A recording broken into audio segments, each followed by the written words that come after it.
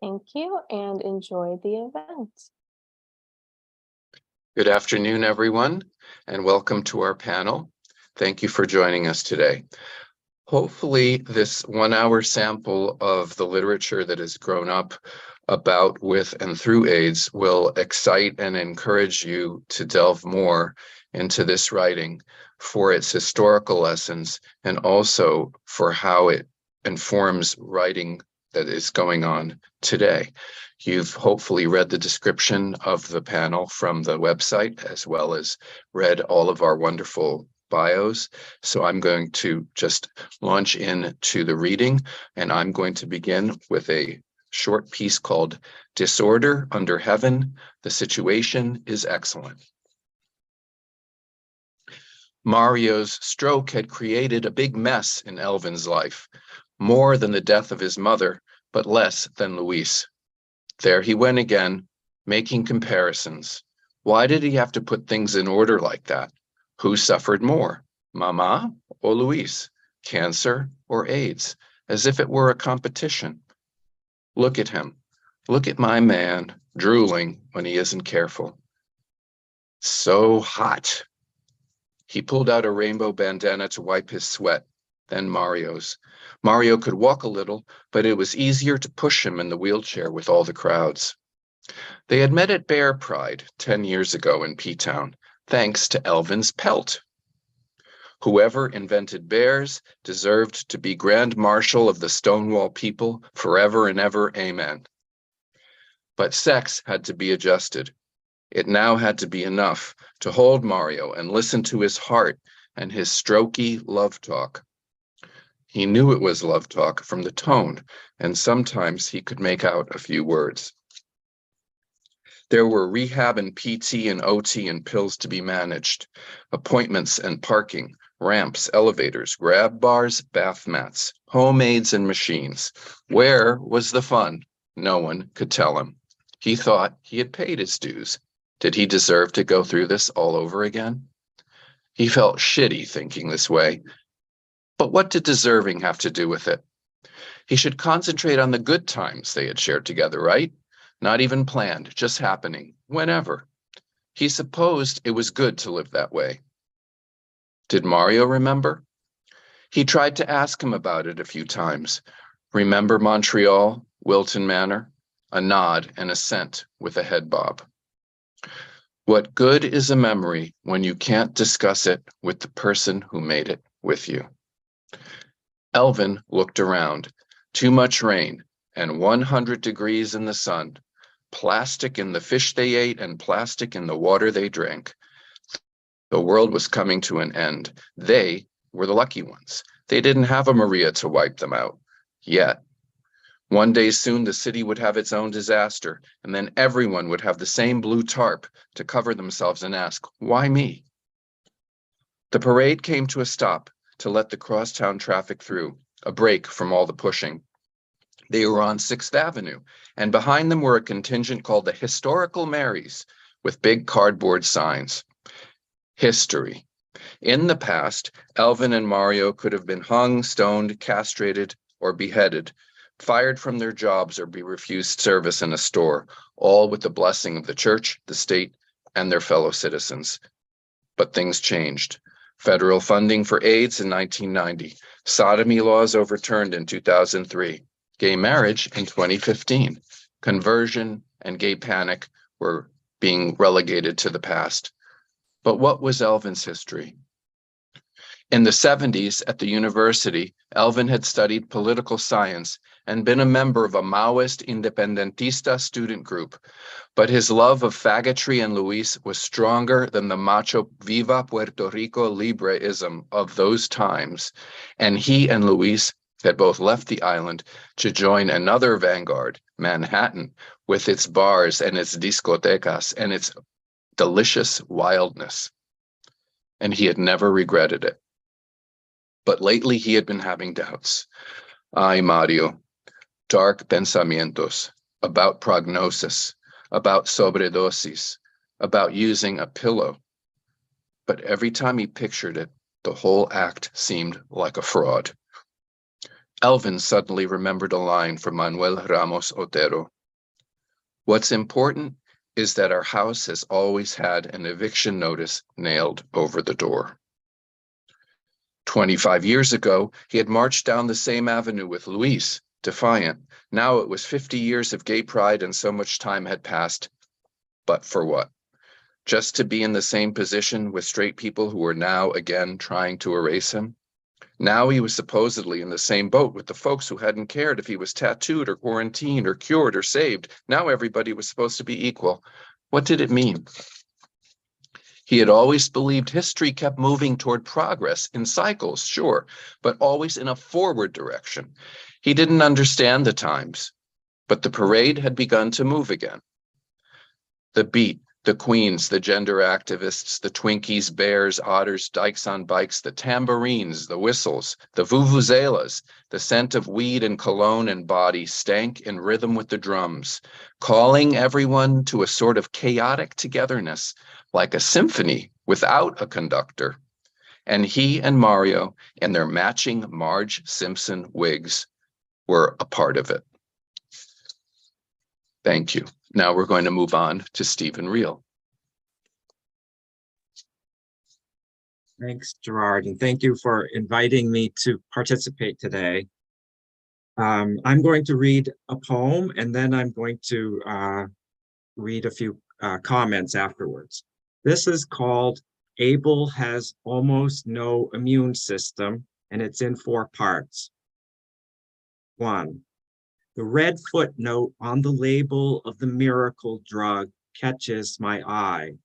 Abel's in the 33% who vomit up nearly every bite.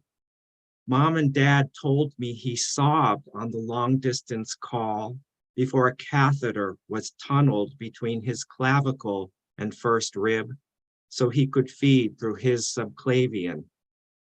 Other clinical words collide into Eden after pancreatitis, toxoplasmosis, after Abel's insurance company couldn't drop kick him fast enough. His lover works late hours to cover their mortgage. Wouldn't you? I borrow shekels to board the shuttle to their condo. Abel lies upstairs, starving. Just levering his bony 99 pounds into the bathtub hurts us both. After another 24 hours, when anyone less gone would have moaned, I'm hungry, the feeding machine arrives. Aqua plastic box, like a vacuum cleaner, gleaming steel caddy, plastic tubes, plastic bags of almost fluorescent white nourishment. Welcome to the family. A nurse swings by to run through instructions as intricate as life.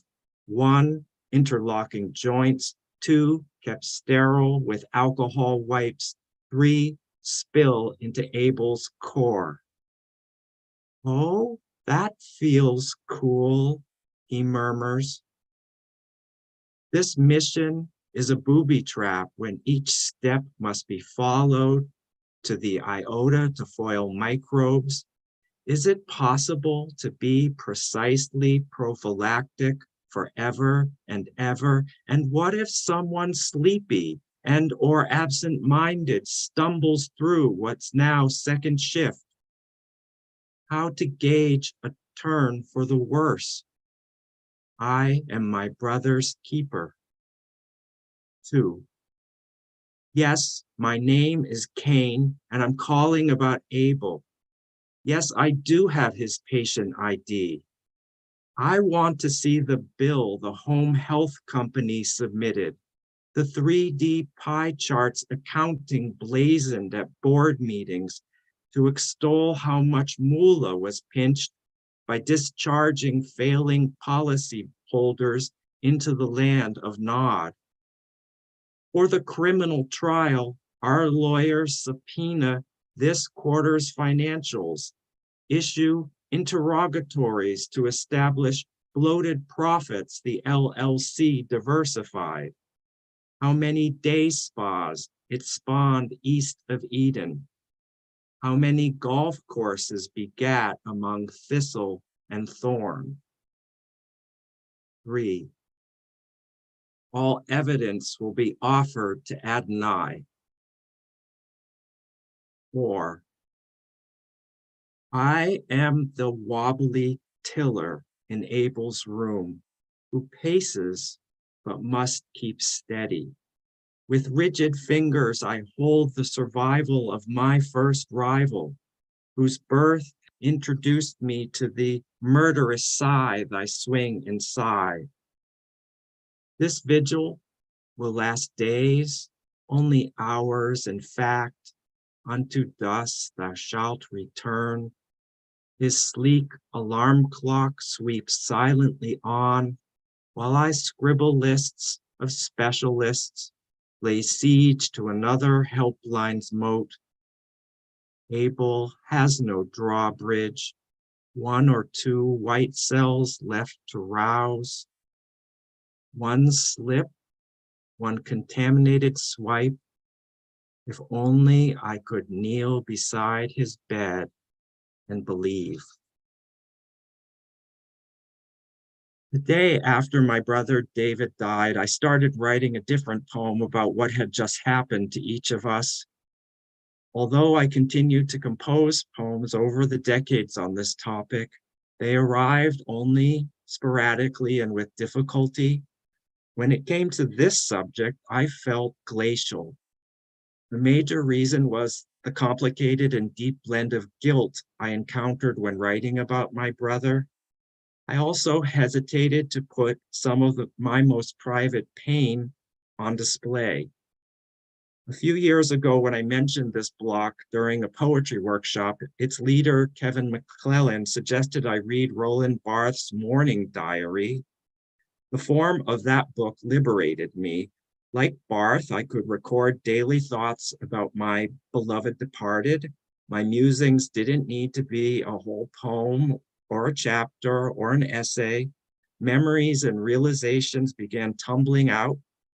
Once jump started, I drafted nearly 300 pages of a memoir about David's illness and death, and I continue to write poems about him and about other men in my life who died of AIDS, men like my friend Walta Borawski. Part of my life's work consists of honoring and memorializing their lives. Thank you. Thank you, Stephen. Charles. Great. Hello, everybody. Thanks so much for tuning in, and thanks to Gerard and my fellow readers for being a part of this. I'm going to read from a story called Deep Salvage, and the story it was originally almost a challenge that a writer named Felice Pecano did at the Saints and Sinners Festival. They had done a panel on AIDS, and he looked at the room and he said, there was a time when gay writers are always writing about AIDS, and that has subsided. But if this room were going to write about AIDS, what would you write about? And he left it as an open question. And for me, that's when the story of Deep Salvage began.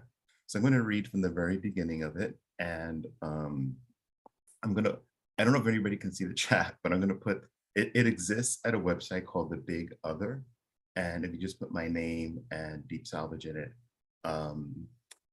it'll come up. So if folks want to read it, they can read it. So I'm just going to read just from the very beginning of the story.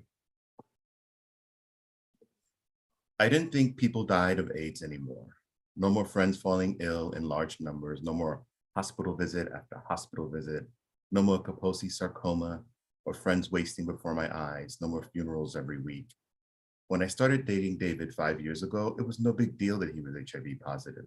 AIDS was like diabetes now. It's manageable. People live long, full lives. Back then, it was different. I buried Ron, Miguel, Ken, Levinson, and Jamal all within weeks of each other. With these men, I danced, had sex, marched arm in arm as we fought for our lives. We swam naked on Fire Island, got sunburned on Orchard Beach's Twin Island, and dangled our legs over the murky Hudson River onto Christopher Street Pier in the magnificent Manhattan. Ron grew so feeble he couldn't use the voice he raised in protest at so many marches.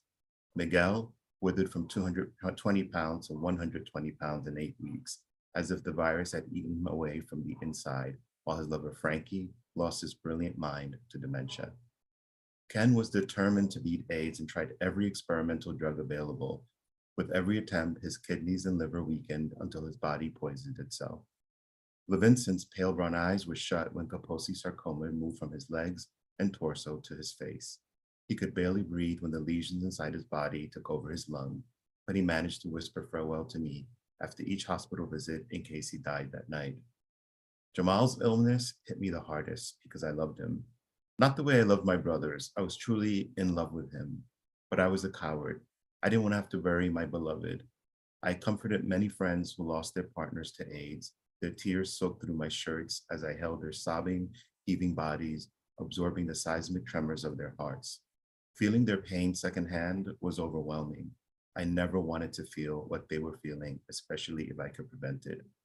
I had sex with Jamal, a lot of sex, but I kept my body safe and decidedly avoided the boyfriend road. But I didn't have to worry about shunning David's heart. The AIDS crisis was over, right? Just as long as Dave took his meds, he was good. And there was a menu of medications to choose from that brought viral loads down so low, they became undetectable. Gone were the days where diarrhea and nausea were part of the HIV medicated lifestyle. The early drugs toxicity prevented people from working or even leaving the house. Today, most of my HIV positive brothers and sisters worked, danced, drank, used poppers again, cuddled with their pups, fell in love, broke up, and even got married and had kids. I met David at a poetry reading, my first one since college days. I like to read the occasional best-selling novel, but poetry, I never got it. My best friend Pablo invited me to the New Rican Poets Cafe because he wanted me to meet a poet he'd been dating. There's Emmanuel, Pablo said, nudging me. Isn't he hot? Without taking my eyes off his new beau, I nodded, yum, no fucking doubt. Hey, Pablo warned, and I raised my palms, vowing hands off. I scanned the cramped room to look at the other prospects, many hotties in their 20s, half my age. I figured Pablo and Emmanuel were leaving after the reading, so I searched through my phone to plan my next stop before this one had even begun. I was surprised to be engaged by the slam poets' theatrics, their gestures, melodic delivery, and I even followed what some of them were saying. But after 3 performances, I considered leaving when David stood before the mic. He was tall, lanky, and unkempt. Unimpressed and unattracted, I went to the bar near the entrance before I took off. Waiting for my beer, David introduced his poem. His flat voice was low. His eyes seemed too large for his slim face, and he closed them and leaned into the mic. The poem is titled Murmurs of My Broken Heart. Cheesy, I thought as he began to recite. His voice didn't have the verve of the others, but poured forth like an unraveling silk ribbon. His love poem was a simple story of hurt, betrayal, and self-redemption. You said, it's no problem. When you look into my eyes, you saw the virus, not me. The room was silent, except for David's drone, opening the chambers of his loneliness, inviting the audience inside. The poem lasted about 5 minutes. His last line, why couldn't you simply love me? Felt like he had whispered it into my ear. When he finished, I felt the rivulet sliding down my fingers from gripping the cold beer. I took a quick gulp to push down the lump in my throat. It was as if Jamal had come back from the grave to lament his loneliness. Jamal was a perfect soulmate in every way except that he was HIV positive, and it was 1991. He was like me, brawny, a lawyer, loved the movies and dancing till dawn, preferred steak over anything, and drank beer or scotch. Jamal said he loved me. I love you too, buddy, I said jovially. I don't mean like that, he said, placing his large, strong hand on my heart, like that. I was feeling it too. Not me, I said, moving his hand away. When we fuck, it's not just fucking, you know that. I looked away. He lifted my chin to look into my eyes. Baby, I'm gonna fight this, but I don't know how much time I have, so love me, Marco, please. We were perfect for each other, but AZT was taking the fight to HIV severely damaged his liver, so he had to stop. The only other options were holistic and experimental treatments. He exhausted them all and the virus took him over. I watched him go from strong and virile to being wheelchaired into hospital rooms. I was with him on his last day on earth. His mother was asleep in the chair on one side of the bed, and I knelt on the other side with my face pressed into his hand. which despite all its weight loss was still large. My tears slicked his palm. I wanted to feel him. I wanted to know how much I loved him and how furious I was that he was dying and how much of a coward I was not to give into my heart and love him back. But my words got jammed and materialized only in tears in those final moments. I felt his hand squeeze my face. I looked up at him and he stared down at me. A warm smile stretched across his taut face. Marco, I was dreaming about you and here you are. Jamal, your mom is here too. She's sitting right there. I wanted to say it then. Jamal, I've loved you all along. I was a 25-year-old Latino lawyer at the rise in a white old firm while I was still closeted, and HIV was stigmatized to the heights. I didn't think about Jamal. No, I didn't think that sharing what I truly felt would be a loving act to him, even a liberating one for me. I wanted to wake his mother and let her know he was lucid. As I moved away, Jamal's body raised a bit and then sank deeper into the hospital bed as he sighed. Holding my gaze, his eyes glassed over and he slipped away. I raced back to him. I love you, I finally said, pressing my hand over his heart, but he was gone. I kept my hand on his chest in case his spirit was still in the room. I wanted him to see me and hear me repeat, I love you, over and over again until I heard his mother whisper, Jamal? Her howl shadowed the sterile quiet of the hospital room. When I buried Jamal, I knew I'd forsaken his heart to protect my own, but we both ended up brokenhearted. The eruption of the applause brought me back into the room. David was obscured as the crowd jumped to the feet to cheer him. I'll stop there. Thank you. Thank you, Charles. Thank you very much. Philip Clark. Greetings, Church, Virginia. Thank you very much to my fellow panelists, and especially I think to Gerard, who is a dynamo and put in a lot of work herding all of us cats so that we could be here today for this panel. The book that I'm going to be reading from, the most recent one I edited, is called Visible History, the collected poems of Walta Borawski, a poet who mentioned at the very end of his reading as someone who was a friend of his. So Stephen, I hope I do Walta justice. Walta was a post-Stonewall poet. He was coming up in the era of gay liberation and during the era of gay liberation. And one form of liberation for a lot of gay men who were told that they were sinful and sick was sexual liberation. It was discovering the ways that the body can be used to achieve pleasure and to make connections with other men, no matter how brief. So the first poem that I'm going to read is from Walta's first collection, Dangerous Poet, 84, in the late 1970s. It's called Surprising Kisses. To Malcolm. You were my first S&M man. You showed me the ropes, but we had to imagine them in the dorm. I look over, and like a tired or drunken ballet dancer, my tongue twirled, passion without form, taking your pleasure zones for applause and flowers. Now and then I'd play at your closed mouth, lick your clipped beard and tight lips. Now, on cues very much your own, you'd open your mouth and give mine surprising kisses. How odd, how more desirable these than an uncategorized love, as if kisses are just commodities, obeying the law of supply and demand. Later, you worried that my hair, wet all the while from whirlpool and sauna, steam bath and love sweat, would catch me cold. You offered me taxi fare home. Surprising concern, surprising kisses. But like men of less choreographed fantasy, you said goodbye and good knowing you. And I danced uptown unbound. I'm going to transition now to his second collection. It was published right before his death in 1994, a collection called Linger.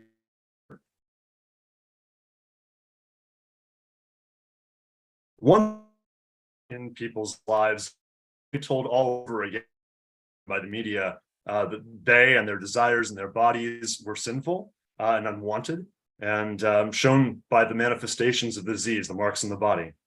So the poem focused on the ways that those who were suffering were rejected as of care and the first one is called I've HIV ape until in collusion with DDI, it inflamed my pancreas, elevated my amylase.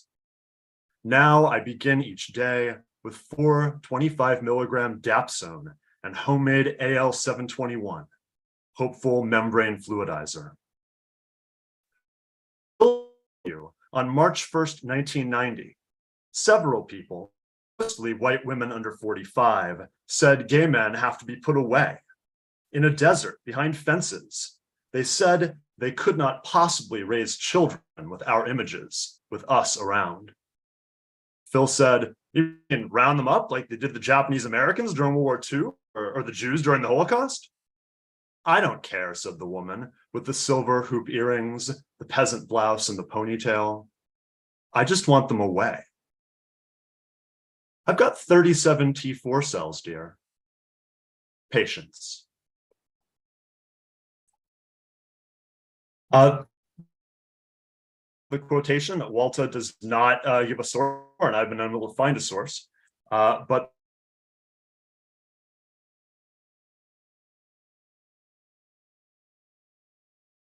a transition column in Newsweek magazine. And this poem is called Transition in Newsweek. Died after battling his third bout of PCP. Sylvester Stallone succumbed to pancreatitis due to the experimental drug DDI. Work on Eddie Murphy's newest film came when it was discovered amoebas were eating his corneas. Arnold Schwarzenegger's struggle with wasting syndrome has left the Republican at 80 pounds, despite his $500 a day nourishment treatment. Tom Cruise has been unable to eat solid food for 4 months because of a pesky candida of the throat. Neuropathy has ended every sports lover's delight at seeing such a tall white man run around in little shorts. Tom Selleck's toxoplasmosis and lymphoma have made insurance on his new film with Goldie Hawn unlikely, although Ms. Hawn, in a rare interview, said that after seeing Kurt Russell tied to his bed in a diaper, she can handle anything. Matt's short struggle is progressive, multifocal, fortunate and demented. Not know he lived to skip and Vision Quest 2, which now goes to Matt Dillon, if the CD4 trial keeps him fit. Mr. Rogers has killed himself after severe frustration at being unable to figure out what plastic discs had to do with the slit holes on his cardigan sweater. Pee Wee Herman died today of toxic shock after traveling to China to try the cucumber. Before leaving the playhouse, he told the kids his AZT keep him safe until the cure. Cure, shouted the flowers and Globy the talking globe. Cure, shouted Cherry the chair, who would miss Pee Wee's little butt. Cure, shouted Bambi the genie, whose dementia had matched with his powers. Cure, shouted Mrs. Renee, who was tired of no gay male friends anymore, never even got out of her quilted housecoat. Cure, shouted the king of cartoons. Absolutely everyone. Internal chaos. Cure was the secret word that day. And while some of Walta's poems express that kind of anger at treatment of AIDS, I think a more frequent mode in his poetry is a kind of defiance, a refusal to see AIDS as being a death sentence, or at least a refusal to see the disease as a reason to give up trying to live life. And so this last poem is connected to that idea. It's called Virus Cutting. Virus cutting me short. Yet here I am with some show tune in my head. So insistent, so splendid a lyric, I can't get back to sleep. This is a battle cry. I put a Bach tape on the bedside boombox, tried to calm this hero, this warrior queen, this Long Island movie usher. My armor's a chartreuse t-shirt. My agenda, to live. They tell us repeatedly that the deadly virus is invariably fatal. Yet every morning, drugged and insomniac, queers filled with toxicity and enchantment, fire and fungus, then broadcast our own news. Thanks, everyone. Thank you so much, Philip. And to round off our first half of readings, Reginald Harris. Thank you, Gerard, and thank you, everybody. I want to thank you especially and all the other panelists for this event, for asking me to join you. I'm going to be reading from the new collected works of Assotto Saint called Sacred Spells. Saint was a Haitian-American poet, playwright, songwriter, essayist, activist, and dancer, amongst other things, and an important figure in the sort of Black Renaissance, Black gay Renaissance that happened, that occurred in the 80s. He's also responsible for my first poem being published in his collection of 100 Black gay poets, for which I am forever grateful. I'll be reading from his essay, essay notes, thoughts, dreams, rants, if you will, called Sacred Life, Art and AIDS. And I'd like to dedicate this to the memory of Osei Shibley, the African-American dancer who was killed actually not that far from where I am here in Brooklyn, for dancing to Beyonce, and being maybe a little too gay for the person that killed him. In any case, this is from Sacred Life, Art and AIDS. Hope is not the kind of optimism that resolves all contradiction by blind leap into the future. Hope is the weaving of experience now in process, or in other words, an adventure now going forward. Despair is in a certain sense the consciousness of time as closed, or more exactly as still, of time as prison. While hope appears to be piercing through time, hope is greater than despair. By delving into our wants and needs, those things that make us tick, we discover that the essence of revolution and revolt and rebirth lies within, achieves his potential. Not only to survive, but to grow tall and flourish, not to fight against, but to fight for, eternal becoming. Draw us out of ourselves into the community, translate raw emotion into imagery, rejected the Platonic supremacy of reason, embrace integrity of feelings. We must constantly stand firm against systems, a permanent indictment of the way the world closes in upon itself. Silence equals sin. We must go to the limits of being, regardless of the consequences. We must also remember this, to reassess our positions as witness bearers, but also carriers of the torch of truth, which often does scorch us. If you give up what's unique about you, you've lost your way, an ideal of heroic courage and realistic acceptance of limits. It's not eccentricity that we're after, but revelation of beauty in a different form. The mystic hears the music within. A poet inhabits the transcendent, wondrously illuminated world. To understand the love, care, compassion that's needed and not followed through is a crime. Unlike a musician or painter, a writer needs a language, obvious and not very interesting, until questioned which language. Our century is littered with examples of writers who have had to make a choice to stick to or abandon their mother tongue. Almost more poignant than these is the case of a writer whose language is all around him and who at the same time is driven away from his language by political rather than personal considerations.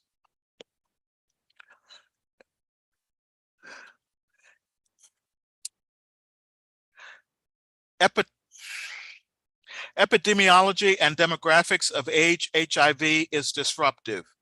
It disrupts the flow of your life, living with questions, and we all want easy answers that alleviate our misery.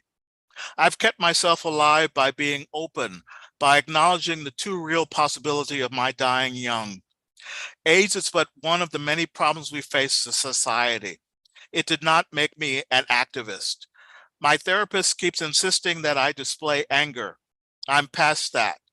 It's an overwhelming sense of mourning that never eases up. Use our poems as weapons to fight for our survival that fueled my artistic drives by its idiocy, pretense, bullshit. There are no easy answers, but the least we owe each other is trust and honesty. Just because I'm different doesn't mean I can't access power.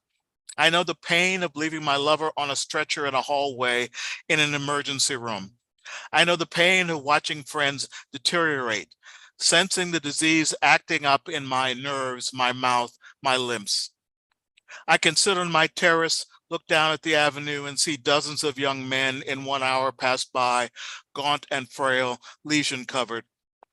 There are days when I've laid on the floor, no strength to get up, as if the ground had a right to swallow me up right then and there. The CDC is just estimating the extent of this crisis. The famous choreographer, the famous designer, the famous playwright, director who died of blood diseases so rare that they don't have a name. Conspiracy of silence. Those mutual life insurance beneficiaries. Don't we love each other? Can't I risk my life for you?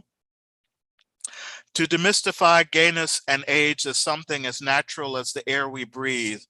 Because of your discomfort with the truth, I have to continue to be discriminated. I used to think that disease would ease my rage. Unlike other groups, AIDS cuts through all barriers. What if they quarantine? Money can be better spent for education and prevention. Part of the underfunding comes from the fact that they don't know the extent of the crisis. Puzzling over my predicaments, writing my memorial. The years my family knew and those my friends and a certain amount of the public knew, a certain balance between the dead person's family, the friends, and the deceased's wishes. The different sides of my personality I showed in public, the high class and the vulgar, the drag queen, the leather queen. I've seen beautiful memorials, simple ones. I thought about having none, but my wish would be broken. Communality. Give people a chance to come together in your memory. Thank you. Thank you, Reggie. Thank you very much. Now we're going to ask the audience to ask any questions and put them in the YouTube chat if you have them, and I will read them off. And while we're waiting for questions, let me just say I felt certain kinds of words coming together around the idea of history. Frontline reporting of what was going on at the time. Reggie's reading that he just concluded. Making a record of what's going on in Walter's poems, and in Charles and Stephen's and my pieces, sort of looking back and making sense and also creating or correcting a historical record. And I wonder if anyone had any other thoughts on that. I'm particularly interested in how those things kind of interact with each other. We're reading stuff that people wrote right when it was happening. And we see in Charles's work, for example, Marco is, in a sense, trying to fix something, maybe. And in Stephen's poems, it's a poem looking back actually to a biblical story and reworking it. So if anyone has any thoughts on how history is kind of being it's all being kind of stirred up again. Well, I think, oh, sorry, I just started talking. Sure, Well, I think sure. we have hindsight, right? That's one of the things that we have. Some of us, well, all of us here, get to live to tell, right? So we either went through an experience or began, when I was thinking about that's one of the things, thinking about the past, how do I, in the story, bringing the past and the present. I mean, even the title of Deep Salvage is about a condition, right? That when people, for different reasons, or adherence or body changes, are not able to take the medication, that it is like being back in in the 80s, and that still happens. But I think one of I'm going to use the word gifts, okay, and the privileges that we have is that we have hindsight, and so we have that experience to inform the present and the writing. And there's also, I think for me, the responsibility of remembering. Someone once said to me, an elder said to me once, a story about somebody dying and somebody crying over his father dying, and he says, well, as long as you continue to remember him, he still exists. When we're completely forgotten is when we're gone. So I think that is also kind of interwoven into the work I'm doing, and what I'm hearing from all of you as well, the remembering. Along those lines, one of the things that you saw during COVID was that a lot of people were very conscious of the idea of, we need to keep diaries, we need to write this down, we need to have some kind of historical record of what is going on to us. And I don't know that would have happened as much as it did, or been as much of a part of the conversation, if there hadn't been a crisis like the AIDS crisis within many people's living memory, and just sort of the knowledge that is very important to keep a record of what is happening to you. And some of the writing that we heard today, like from Assotto, and the poems I was reading from Walta, I think are very much in line with that idea of making certain that people in the future know what this experience and what this disease was like. I was very struck by revelatory moments, and the way that moments that we describe that are very deep reveal what's going on historically. So kind of going from the micro to the macro.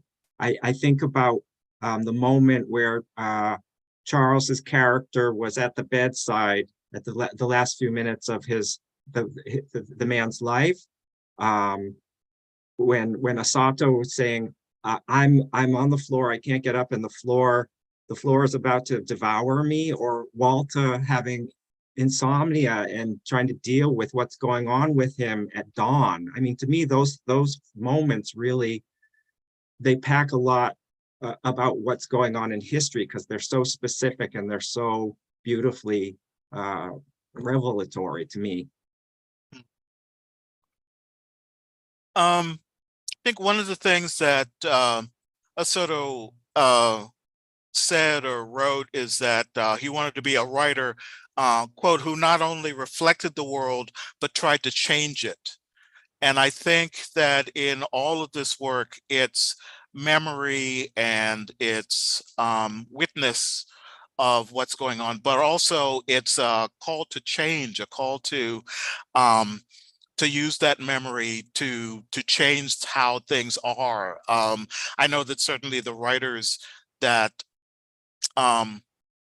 were living during the height of the AIDS crisis, that their point was to try to change things. I sort of, not to, disparage Gilead too much, but I thought that little film that we saw sort of missed a very important point. And the fact was that people were in the streets and people were angry and people were marching, and there was a march on CDC and die-ins, and it was a very activist time.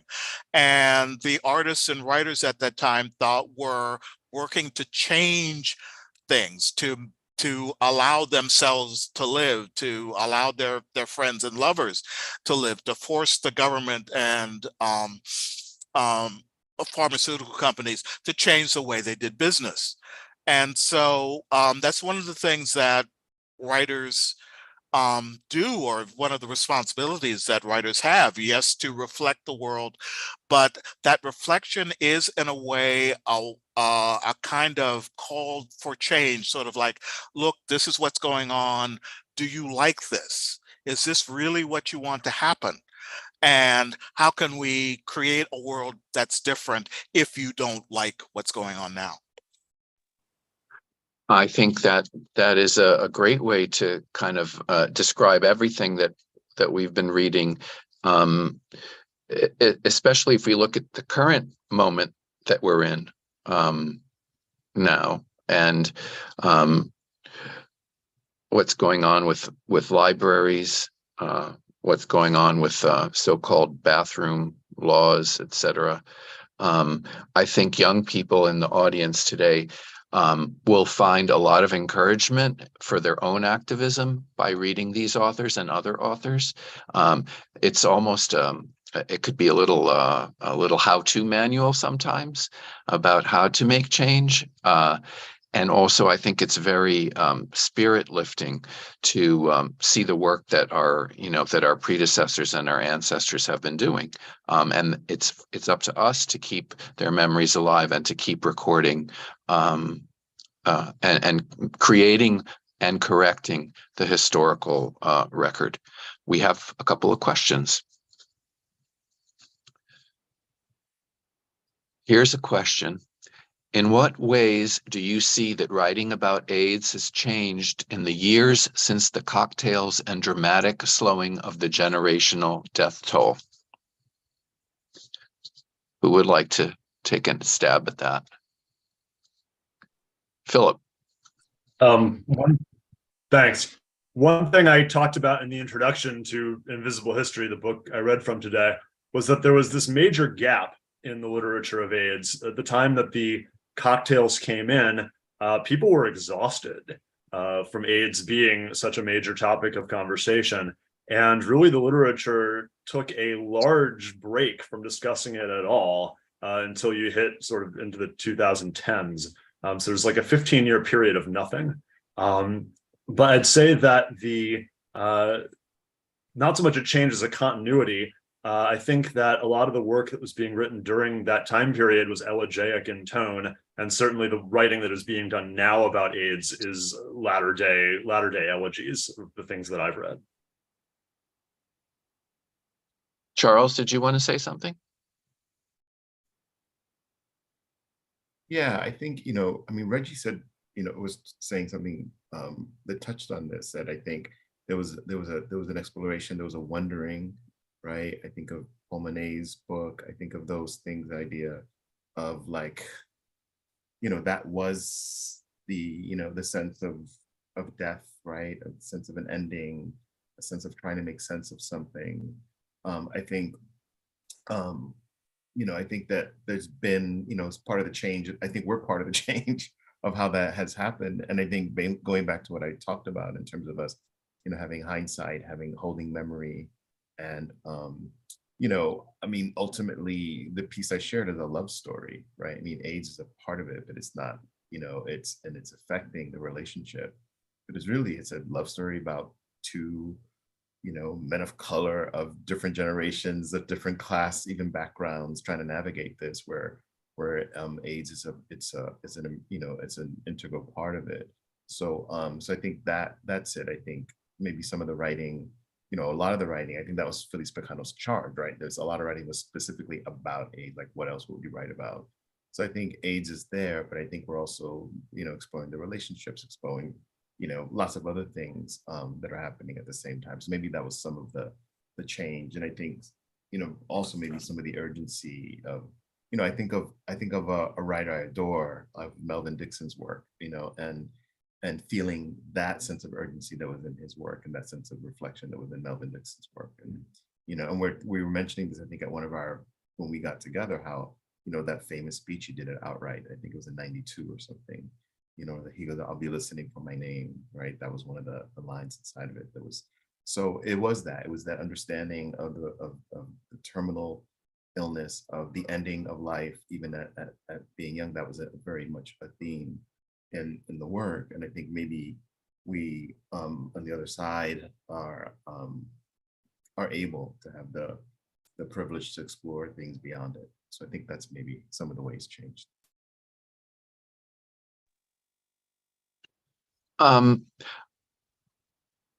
Reggie, did you want to say something more? No, I was just thinking too about how I don't know, I think that one of the differences is that people there is, I think that there's still shame and some silence around age and your HIV status. But on the other hand, there are poets, for example, Dennis Smith is very open about being HIV positive, and it appears in his work, but it's not the main subject of his work. And I think that that may be one of the changes that, just sort of as Charles said, we're talking about writing about a wider breadth of what gay life is, gay and lesbian and transgender and queer life is now. And because the generational death isn't so great, the death toll isn't as great as it was, that we are sort of open and freer to explore these other aspects of our lives, and also to be much more open about the fact that of our status and how we are living with the disease and surviving and trying to thrive. So yes, Stephen. I'm thinking about Paul Manette's book, Love Alone, the elegies for Raj. And, it was an emergency. He was trying so desperately and so brilliantly to make sense of what was happening. To me, a big part of the difference is the earliest writing was so in the moment. And as the others have just said, those of us who are writing about it nowadays have more time to flesh out a broader set of factors that are involved, perhaps. But I see someone like Paul Manette as addressing a lot of things really fast as he can, and it's just amazing how smart he was. That's an excellent way to put it. Addressing things as fast as he can. I think that's the sense I get a lot from when I'm reading things from that time, and just the sheer capacity to process so much volume. It's another reason why I think people should be revisiting this rich world of the literature, of that time. I think it's really instructive that way. We have about 5 minutes left, and we might have another question. Hold on. No, it's just our 5-minute warning. I want to ask a question about language, and about being American. And Reggie, you shared in an email another quote of Assotto's about this country and his vision of America. I don't know if you have it accessible, but it seemed to me that quote was like talking about today, right now. And some things, it seems, don't change very quickly. And I'm just wondering about, did you find it? Can you share it? sure. I also wanted to say, I should say that in thinking about language, and from the excerpt that I read, is that Yves Lubin, who changed his name to Assotto Saint, was born in Haiti. And so he had that distance and, from America, the US, excuse me, and the English language.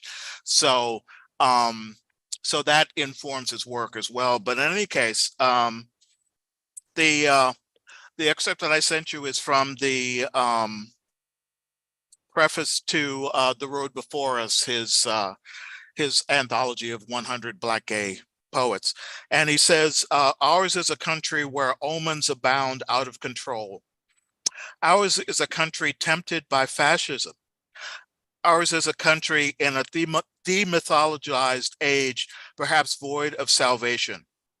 Yet I don't believe in the destruction of America, but in a reconstitution that recognizes our fully participating gay Black voices. Silence equals death, writing equals life, publishing equals survival. And I think that that's still true. It shocked me how incredibly prescient he was, but yes, that is still true. I think publishing is survival, writing is survival, speaking out is survival, dancing is survival. Yes, yes. We have a couple minutes left. I don't know if anyone else wants to say anything. I know we're running out of time, but aside from the Haitian Creole that Eve probably grew up with, we have Spanish, and we have French, Canadian French, and we have, I think, Walta's grandparents spoke Polish or Italian or something like that. Everyone, all of the writing that you've heard today, these would be called interlopers by certain sectors of our country today, and yet they are profoundly, every single thing that was written are profoundly American, and illustrate the best values, I think. Not to wave a flag or anything. I'm not a flag waver. We have about a minute left. Is there anything else anyone would like to say? I would like to say thank you to these wonderful panelists. Thank you so much for saying yes. Thank you so much for participating today on a Saturday in August, and taking the time to do this. I hope the audience really enjoyed it and learned something. And please visit all this wonderful literature at your leisure and really spend time with it, and you will be well rewarded. Thank you.